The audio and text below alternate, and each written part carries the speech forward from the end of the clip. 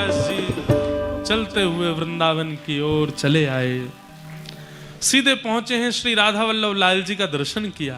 आहा, क्या छवि श्री राधा वल्लभ लाल जी की मधुर मुस्कान, रूप माधुरी देख करके हरिराम व्यास जी तो मानो जैसे बिक गए उन पर ही। लेकिन कई बार बंधुओं, ठाकुर जी से ज्यादा आचार्य के दर्शन की इच्छा चित्त में रहती है। इसको गलत नहीं मानिएगा, ये गलत नहीं है, क्योंकि ठाकुर की झांकी कराने वाले आचार्य हैं ना, हमारे चित्त को शुद्ध करने वाले आचार्य हैं ना। तो कभी कभी ठाकुर से ज्यादा आचार्य के दर्शन की इच्छा प्रकट हो जाए तो इसमें कोई दोष नहीं है।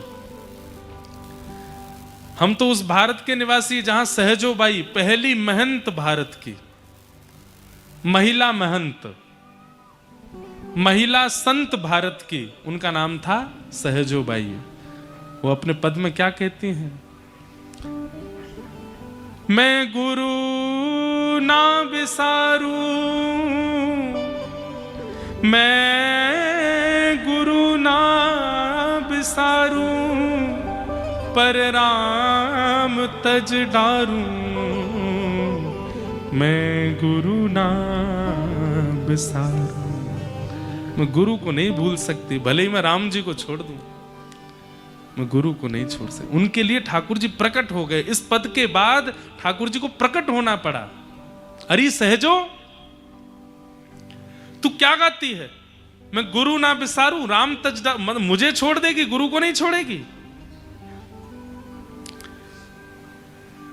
मेरी वजह से तेरा जन्म हुआ, मेरी कृपा से तुझे आंखें मिली, कान मिले, नाक मिली, जीभ मिली, हाथ मिले, पैर मिले, बुद्धि मिली, सब कुछ मैंने तुझे दिया और तू अभी भी गुरु का गुणगान गाती है। सहजोबाई कहती हैं, आपने आंख दी, नाक दी, कान दिए, जीभ दी, बुद्धि दी, शरीर दिया, हाथ दिए, पैर दिए, पर इन सब से धर्म कैसे किया जाए ये तो गुरु ने सिखाया। आपने तो केवल शरीर दे दिया। और रही बात, ये आप बहुत देर से कह रहे हो मैंने आंख दी, नाक दी, हाथ दिए, पैर दिए, ये तो आपने रावण को भी दिए थे, पर क्यों स्त्री का हरण किया उसने? क्योंकि गुरु नहीं थे जीवन में। ये तो आपने कंस को भी दिया था, पर उस कंस ने क्यों अपनी बहन के साथ दुराचार किया? क्योंकि गुरु नहीं थे जीवन में। ये सब तो आपने हिरण्यकश्यप को भी दिया था, पर क्यों अपने पुत्र, अपने ही रक्त प्रहलाद को मारने के लिए उतारू हो गया? क्योंकि उसके पास भी सदगुरु नहीं थे। ये सब आपने सहजों को दिए, पर इन सब से कल्याण हो रहा है सहजों का। क्यों? क्योंकि सदगुरु मेरे पास है। इसलिए मैं राम विसारूं, पर गुरु ना विसारूं, राम तज डारूं। मैं गुरु को नहीं छोड़ सकती। बहुत ऊंची स्थिति है, उस स्थिति में पहुंचना ही बहुत मुश्किल है। तो हरिराम व्यास जी पहुंचे, और लेकिन राधा वल्लभ जी के दर्शन हुआ, उनके मन का उतावलापन, मुझे हितरवंश महाप्रभु का दर्शन करना है। कहने लगे मुझे महाप्रभु जी के दर्शन कराओ, हरिवंश महाप्रभु के दर्शन कराओ। तो किसी ने कहा वो तो प्रसाद बना रहे हैं, अभी ठाकुर जी का भोग सिद्ध कर रहे हैं, मुझे अभी मिलना है, मैं इतनी दूर से चल के ओरछा से आया हूं, अभी मिलना है। किसी ने जाकर के महाप्रभु जी से कहा बहुत परेशान हो रहे हैं, क्या करें? बोले उनको यहीं बुला लाओ रसोई में। रसोई घर के बाहर आकर के जैसे हरिराम व्यास जी बैठे, तो उस समय हितरवंश महाप्रभु कुछ बना रहे थे ठाकुर जी के प्रसाद के लिए। जैसे ही आकर के बैठे हरिराम व्यास जी, तुरंत महाप्रभु जी ने जो अग्नि जल, अब देखिए छोटी छोटी क्रिया कितना बड़ा संकेत करती है, ध्यान से सुनना। जो लकड़ी अग्नि में, चूल्हे में लगी हुई थी, उस अग्नि को बुझाने लगे हरिवंश महाप्रभु, और पतीला कपड़े से पकड़ के नीचे उतारने लगे। तो हरिराम व्यास जी बोले, आपने चूल्हा क्यों बुझा दिया और ये पतीला आपने नीचे क्यों रख दिया? भाई तुम्हारी शंकाओं का समाधान करना है, तुमसे बात करनी है, तुम प्रश्न करोगे, उनका उत्तर देना है, और तुम्हारे उत्तर देते समय मैं प्रसाद कैसे बनाऊंगा? तो फिर अब देखिएगा, ये बात सुनने की, सब लोग इधर देखो, इधर देखो, यहां देखो। काम की बात पे तो इधर उधर देखने लगते हो आप।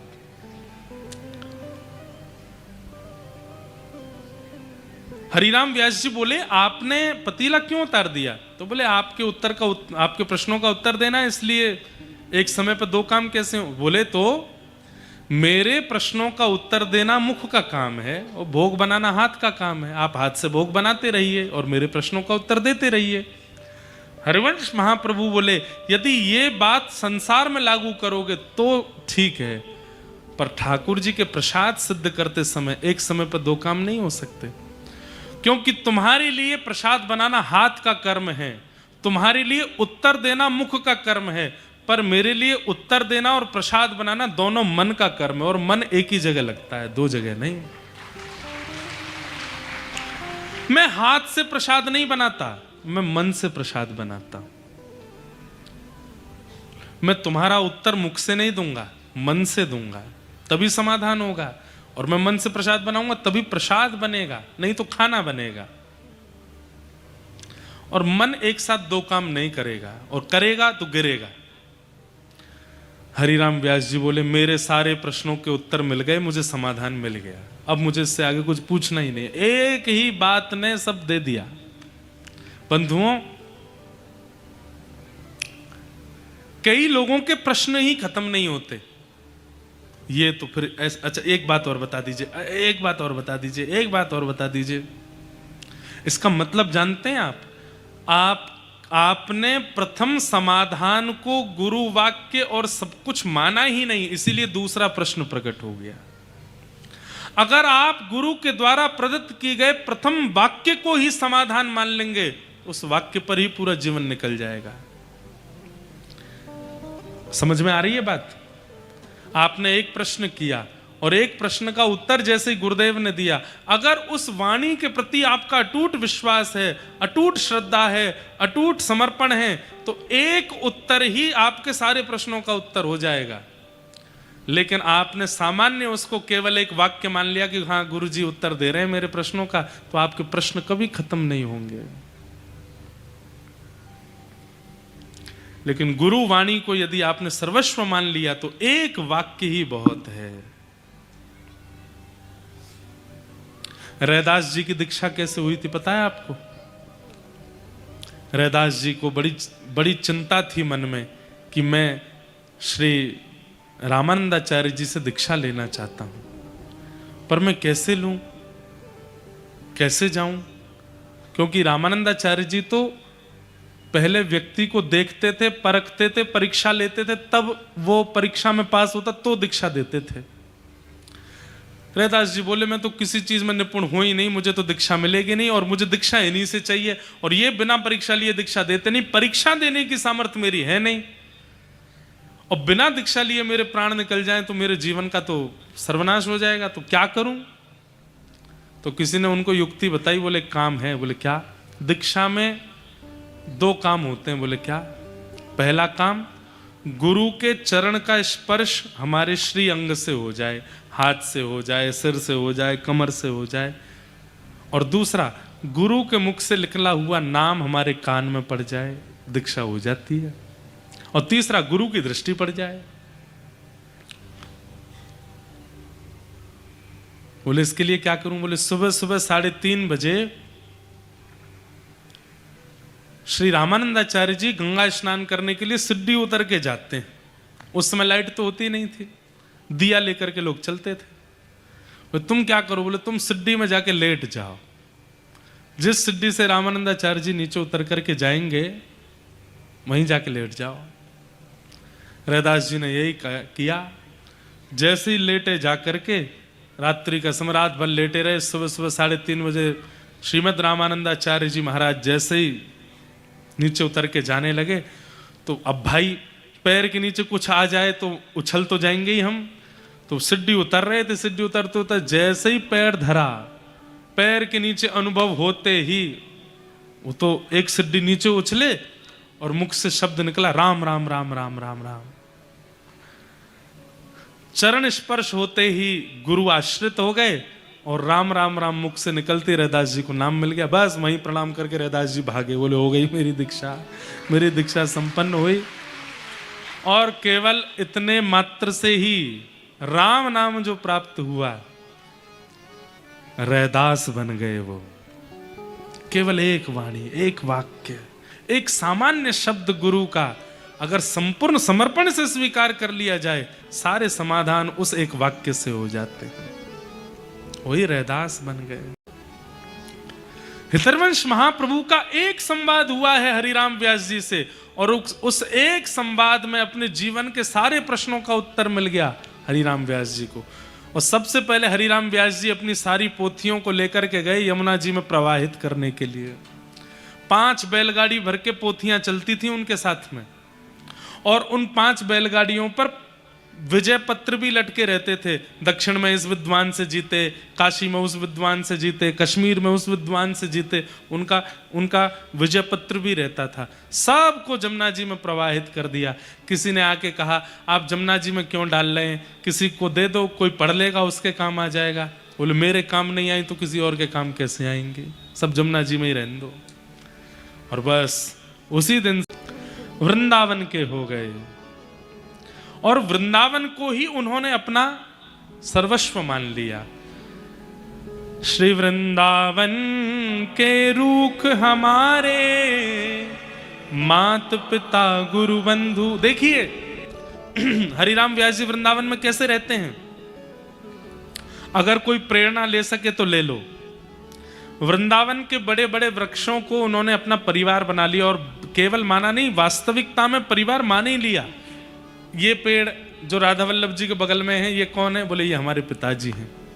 राधा वल्लभ जी के उस तरफ वाला पेड़ ये हमारी माता जी हैं। राधा रमन जी के द्वार पर जो पेड़ है ये कौन? ये हमारे चाचा जी हैं, ये हमारे फूफा जी हैं, ये हमारी बुआ जी हैं, ये मेरी बहन है, ये मेरा भैया है, वो हैं। इस प्रकार वृंदावन के सारे वृक्षों को ही अपना परिवार बना लिया। और हर दिन जब उस मार्ग से निकलते तो पेड़ों से ही हाथ जोड़ते हुए प्रणाम, और फूफा जी ठीक हो, सब आनंद मंगल, सब प्रसन्न हैं, चलो थोड़ा आपको जल पिला देते हैं। और पिताजी महाराज आप ठीक हो, आपकी कृपा से राधा वल्लभ जी कृपा करेंगे। वृंदावन के रूख हमारे, मात पिता गुरु बंधु। गुरु गोविंद साधु गति मीते, सुख फल फूलन की गंध। इन्हीं पीठ दे अनत डीठ कर, सो अंध में अंध। व्यास इन्हीं छोड़हु छुड़ावे, ताको परे निकंध। हरिराम व्यास जी का एक नियम था कि वो वृंदावन से इतना प्रेम करने लगे थे कि अब वृंदावन से कोई जाता भी था, हरिराम व्यास जी के कान में पता चल जाए, बोले क्या, अरे कोई सागर से लोग आए थे वृंदावन दर्शन करने, अच्छा अच्छा अब जा रहे हैं वापस। तो हरिराम व्यास जी एड़ी से चोटी तक का दम लगा देते थे कि उन लोगों को वृंदासी हैं, जान लो हमें हम वृंदावन वासी।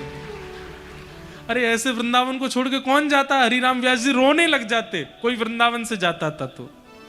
महात्मा जी बोले हमको हरिद्वार जाना है, हमारे शालिग्राम जी दे दो।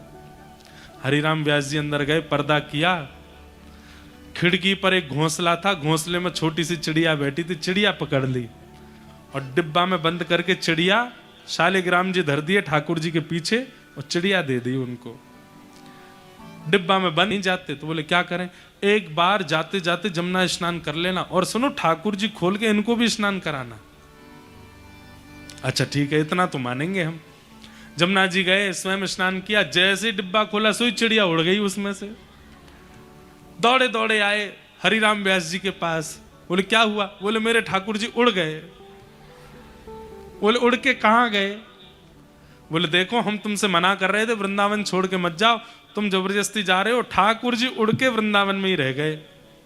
बोले अब मेरे ठाकुर जी कहाँ? मेरे ठाकुर जी मिल गए, अगर वृंदावन में ही मिल। हरिराम व्यास जी गए, बोले देखो हम बताएं ठाकुर जी कहाँ हैं? ठाकुर जी के पीछे शालिग्राम जी धरे थे, देखो ये यहाँ छुप करके बैठे हैं चरणों के पीछे। उड़ के आए, यहाँ आके बैठ गए। महात्मा बोले सही बात कही, वृंदावन में ही प्राण त्यागेंगे, यहाँ से कहीं नहीं जाएंगे।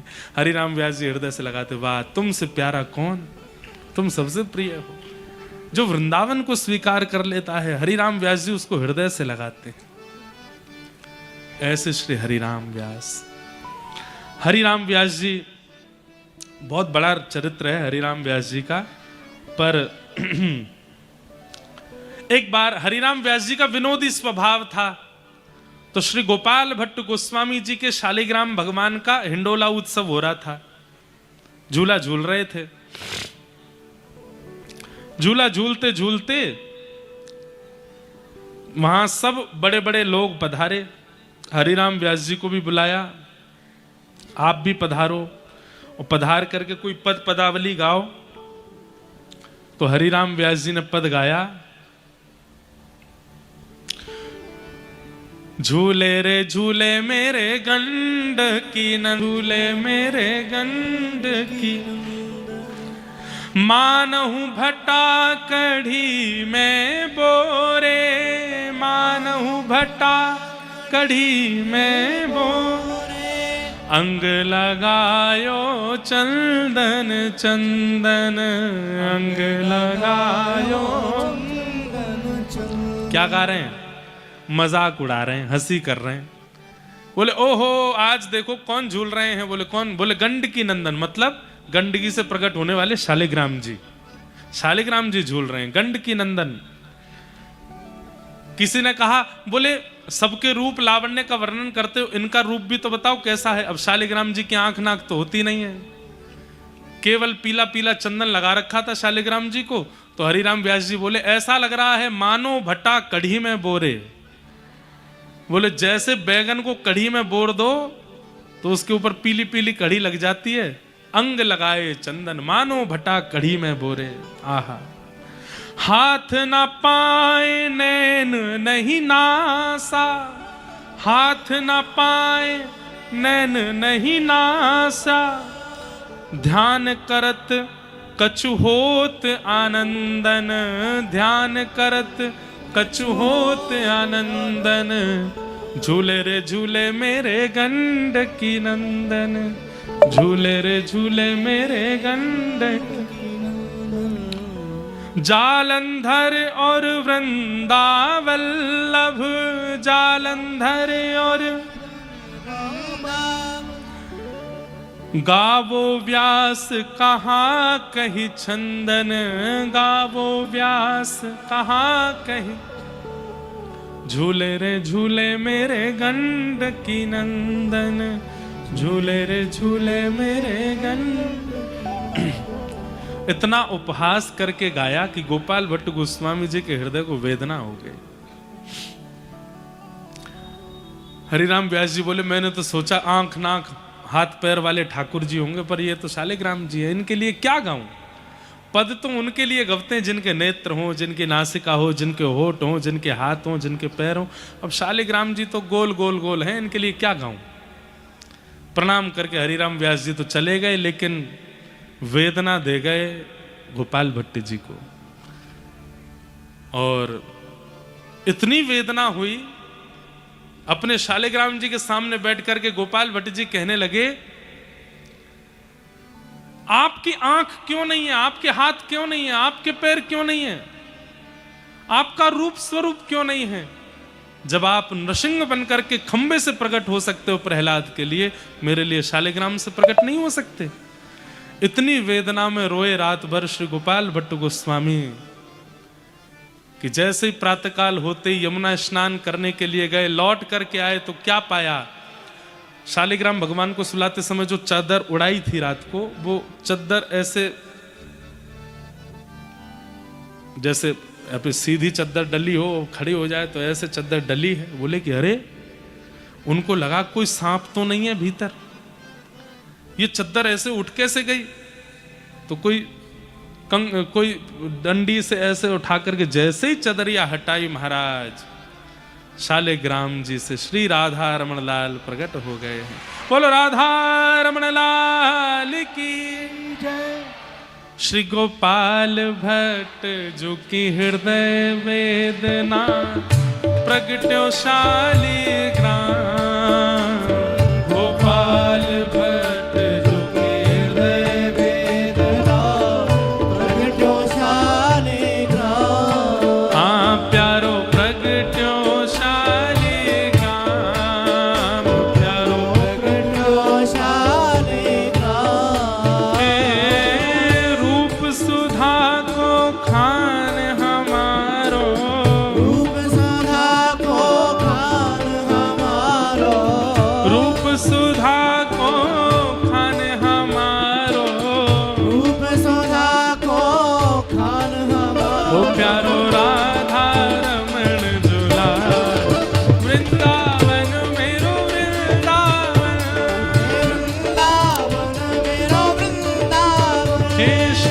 वृंदावन प्यारो वृंदावन,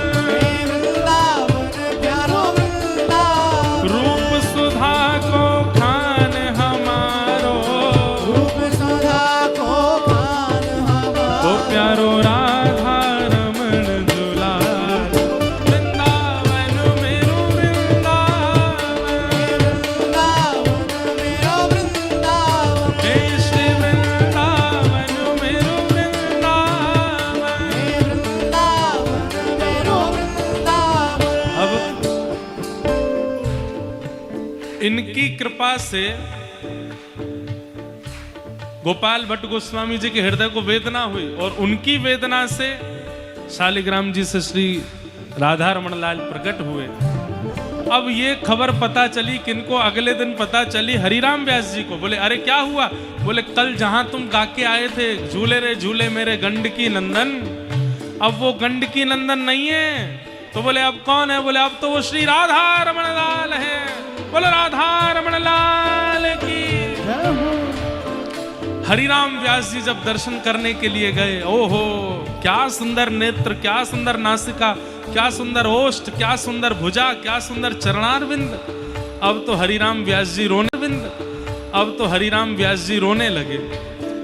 बोले आप हितवंश महाप्रभु के लिए राधा वल्लभ बन के आ गए, हरिदास जी के लिए कुंज बिहारी लाल बन के आ गए, गोपाल भट्ट जी के लिए शालिग्राम जी से प्रकट राधा रमण हो गए। मैंने क्या बिगाड़ा? मेरे लिए कब आओगे? और तब किशोरी जी ने स्वप्न में आकर के हरिराम व्यास जी को आज्ञा की, जाओ कहां? किशोर वन। और किशोर वन में एक वृक्ष के नीचे तेरे हाथ गड्ढा करो और वहां तुम्हें एक नहीं युगल स्वरूप प्राप्त होगा और उनका नाम होगा श्री जुगल किशोर लाल, जो आज पन्ना में विराजमान है। आहा। जुगल किशोर को लाड़ लड़ायो, नवल कुंज ही मान। जुगल किशोर को लाड़ लड़ायो, नवल कुंज ही मान। हे पन्ना में राज करे राधे गोविंदा, नाम राज करे राधे गोविंदा, पन्ना में राज करे राधे गोविंदा। नाम राज करे राधे गोविंदा, हे जुगल किशोर लाल खड़े राधे गोविंदा, जुगल किशोर लाल बजे राधे हे गोविंदा। जुगल किशोर को लाड़ लड़ायो, नवल कुंज ही मान। जुगल किशोर को लाड़ लड़ायो, नवल कुंज ही मान। हे कुंजन कुंजन की रज धारे, कुंजन की रज धारे, कुंजन कुंजन की रज धारे। कुंजन की रज ओ धारे। हरि व्यास युगल यश गाय, वृंदावन मेरो वृंदावन, वृंदावन मेरो वृंदावन, हे श्री वृंदावन प्यारो वृंदावन। वृंदावन प्यारो वृंदावन। जुगल किशोर को लाड़ लड़ायो, जुगल किशोर को लाड़ लड़ायो, यहाँ व्यास युगल यश गाय, वृंदावन मेरो वृंदावन, वृंदावन प्यारो वृंदावन, हे श्री वृंदावन मेरो वृंदावन। वृंदावन मेरो वृंदावन। एक दो भाव सुन लीजिए। अब जुगल किशोर जी पन्ना कैसे आए वृंदावन से, ये हम कल सुनाएंगे कथा में। और दीक्षा का क्रम 24 तारीख को सवेरे 8 बजे से होगा। और कहाँ होगा? निवास पर होगा, शैलेंद्र जी के निवास के प्रांगण में, या अन्नपूर्णा का क्रम जहाँ है वहाँ होगा। तो जिन जिन लोगों की दीक्षा के रजिस्ट्रेशन हो चुके हैं वो लोग सुबह 8 बजे वहाँ उपस्थित हो जाइएगा। और कई लोग अभी भी प्रार्थना कर रहे हैं कि अभी भी अगर अवकाश हो तो आप नाम लिख लीजिए। तो आप कथा के बाद में हमारे मंच पर जो पंडित जी हैं इनसे संपर्क कीजिएगा। अगर अनुकूलता बैठेगी तो हो पाएगा, नहीं तो फिर अगली बार की प्रतीक्षा कीजिएगा। कल जुगल किशोर जी पन्ना कैसे आए उस विषय में कथा सुनेंगे। और कल एक और बात सुनो, कल सब लोग सफेद वस्त्र पहन करके आएंगे कथा में। हमेशा तो हम पीले वस्त्र बोलते हैं, लेकिन कल आप सफेद ही पहन के आना। पीले करने की जिम्मेवारी हमारी है। कल नंद घरा नंद भयो जय कन्हैया। कल सागर में महाराज गोकुल प्रकट होएगो, वृंदावन प्रकट होएगो। और कल बड़े भाव से गाएंगे वृंदावन प्यारो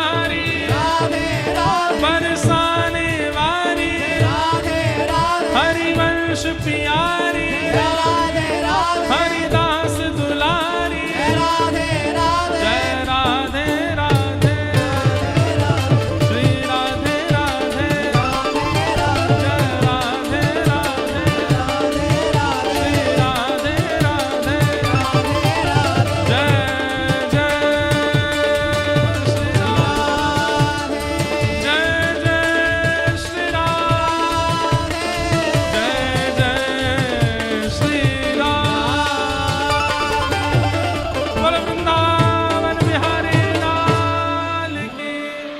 श्री राधा रमण लाल की, श्री राधा वल्लभ लाल की, पूछरी के लौठा की हुप हुप प्यारे।